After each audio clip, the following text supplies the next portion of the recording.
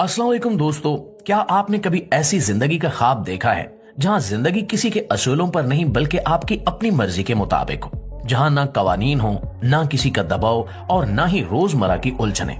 एक ऐसी जगह जहां आपको न किराया देना पड़े, न बिल भरने का दर्द और न किसी की मर्जी के ताबे होना पड़े।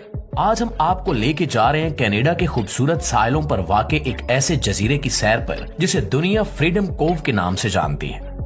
ये वो जगह है जहां हर काम की आजादी है। दोस्तों, मैं हूं माजिद मलिक, लेकिन वीडियो शुरू करने से पहले मैं आपसे कुछ पूछना चाहता हूं कि आप किस मुल्क के कौन से शहर से हमारी वीडियो देख रहे हैं। इसका जवाब हमें कमेंट बॉक्स में लाजमी दीजिएगा ताकि हमें भी अंदाजा हो कि हमारे चाहने और सुनने वाले दुनिया में कहां कहां मौजूद हैं।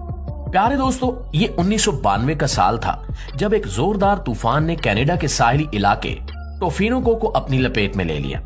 समंदर की तेज हवाओं और खौफनाक लहरों ने दरख्तों को जड़ से उखाड़ फेंका और साहिल पर बहा दिया।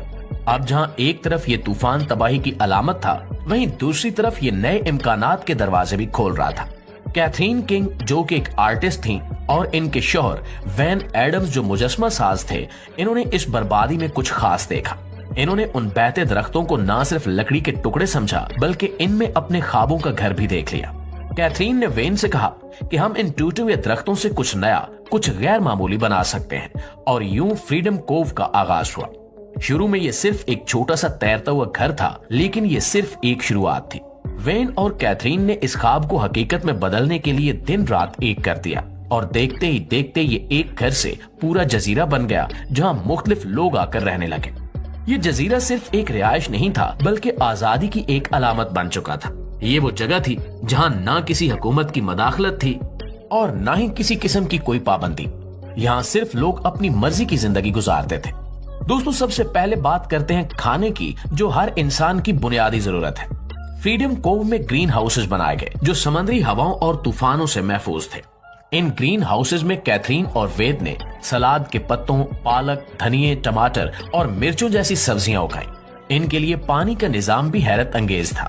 एक आबशार के जरिए आने वाला पानी खुद ब खुद सब्जियों को सैराब करता था, जो निहायत मुअस्सर और माहौल दोस्त था। समंदर के करीब रहने का एक और फायदा भी था, आबी ज़राअत। इन्होंने पानी के टैंकों में मछलियां और झींगे पालना शुरू कर दिए। यहाँ तक कि ग्रीन हाउसेज का गंदा पानी भी जाया नहीं किया जाता था, बल्कि उसे फिल्टर करके उन टैंकों के लिए दोबारा इस्तेमाल किया जाता था। इस तरह एक मुकम्मल माहौलियाती निजाम बनाया गया जहाँ कुछ भी जाया नहीं होता। दोस्तों, जहाँ दुनिया बिजली के महंगे बिलों और तवानाई के बहरान से परेशान है, वहाँ कोव शमसी तवानाई पर इन्हिसार करता है। छतों पर लगे शमसी पैनल दिन भर सूरज की रोशनी से तवानाई